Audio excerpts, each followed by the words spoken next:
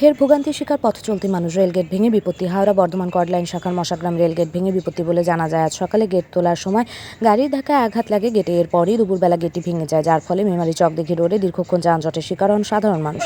রেলগেটের দুপাশে দাঁড়িয়ে পড়ে যাত্রীবাহী বাস টেকা সহ অন্য পণ্যবাহী গাড়ি এবং সাইকেল মোটরসাইকেল আরোহীরা। দীর্ঘদিন ধরে এলাকার মানুষের ক্ষোভ। মশাগ্রাম রেলগেটে একবার গেট পড়লে 40 মিনিট থেকে 1 ঘন্টা অবধি দাঁড়াতে হয় মানুষদের। জামালপুর থেকে অ্যাম্বুলেন্স বিভিন্ন রোগী নিয়ে ঘন্টার পর ঘন্টা দাঁড়িয়ে থাকে রেলগেটে। মানুষের দীর্ঘদিনের দাবি এখানে একটি ফ্লাইওভারের। লোকসভা নির্বাচনের আগে এই কেন্দ্রের বিজেপি ও তৃণমূলের 2 প্রার্থী কথা দিয়েছিলেন, জিতলে তারা এখানে একটি ফ্লাইওভারের ব্যবস্থা করে দেবেন।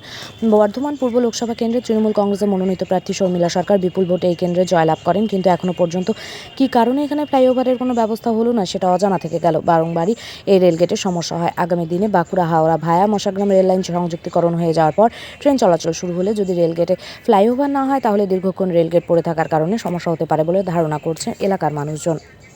খালি বলো যে এই যে গেটটা যে এই যে উঠানাবানো হচ্ছে না, ওই হ্যান্ডেল যে ঘোরানোটা ঠিক ছিল, এটা লড়াগুলো ঠিক থাকতো। এতে কি করছে, এত যে সুইচটা যে ধান করে পড়ছে আর যে পুরো মাছের ধরে হ্যাঁ, নাহলে এইটা কিসের আদম টিনের তো, এটাকে আরামের সাথে নামাতে হবে, আস্তে আস্তে তুলতে হবে, তবেই তো।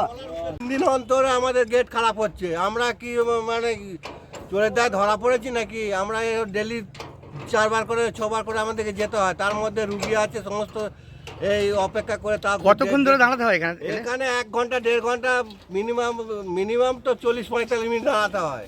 এটা কোন রেল গেট? এটা মশাগ্রাম এই তো 59 নম্বর গেট। এটা এখানে কি রেল কর্মীদের উদাসীনতা আছে বলে মনে হয় আপনার?